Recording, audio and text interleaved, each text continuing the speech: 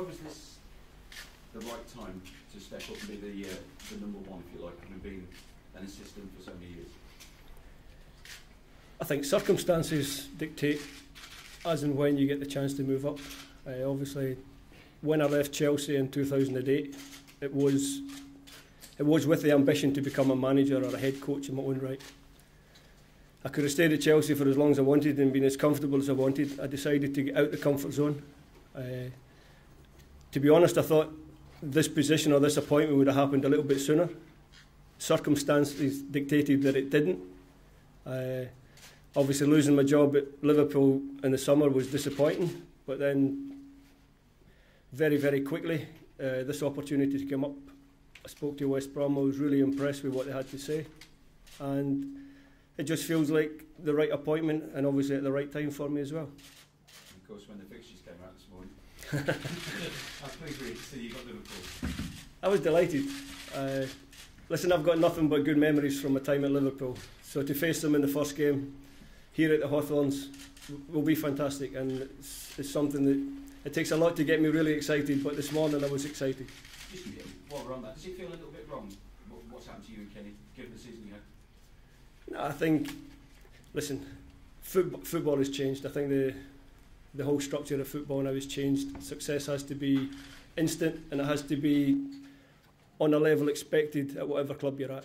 You know, if you look at the Harry Redknapp situation at Tottenham as well, you know, I think success is something that can only be measured with the club you're working for.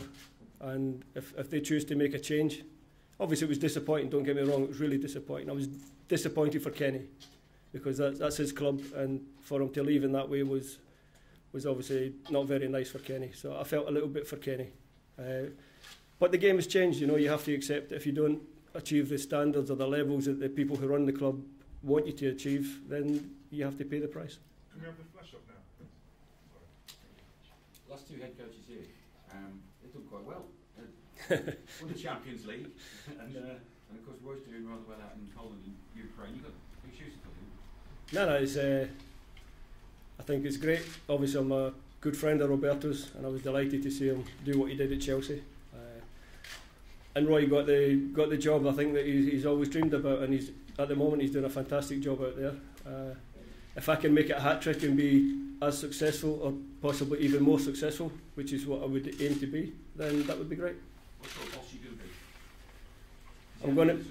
No, I've never done it before, so I'm sure the type of boss that I think I'm going to be will probably be different from the type of boss I end up being, because like everything else, you evolve and you change with the job. I'll be open to the players. Obviously I've worked a long time as an assistant coach. I know that I need to go and give players a cuddle at the right time.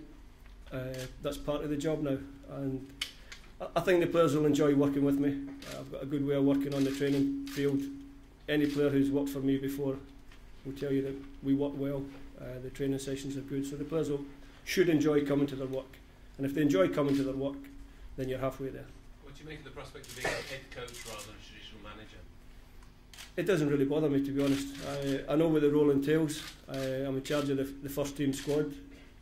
I get to do what I've done at previous clubs, organise the training, but now I get to pick the team as well, and I get to make the decisions on match day, and that's the part of the job that I'm really looking forward to.